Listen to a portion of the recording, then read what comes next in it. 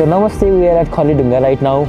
काठमाडौँबाट 130 किलोमिटर्स परतिर दोलखा जाने साइडमा चाहिँ खरिडुङ्गा पर्छ। सो खरिडुङ्गा चाहिँ एकदमै नै राम्रो ल्यान्डस्केप भएको ठाउँ हो।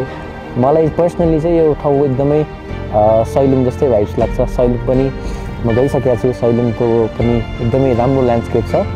सैलुङ चाहिँ ल्यान्ड अफ 100 हिल्स भन्छ, तर यो ठाउँ चाहिँ मलाई कस्तो लाग्छ भन्दाखेरि सैलुङ भन्दा नि बेटर नै लाग्छ। किन भन्दाखेरि दुईटा हिल्सको बिचबाट चाहिँ नि रोड गइरहेको हुन्छ अनि गाडीहरू पनि गइरहेको हुन्छ अनि जस मलाई यो ठाउँ राम्रो लाग्छ। खरिडुङ्गा भनेको चाहिँ नि माइन हो, म्याग्नेजियमको माइन हो, जुन अहिले वर्किङ चाहिँ छैन, तर one of the largest mine of magnesium भनेर चाहिँ भनिन्छ यो ठाउँलाई। यो ठाउँ चाहिँ त्यसरी वर्किङ गर्थ्यो पहिला, अहिले चाहिँ त्यस्तो छैन। जस्ट अहिले चाहिँ साइट अफ टुरिज्म भन्नु मिल्यो।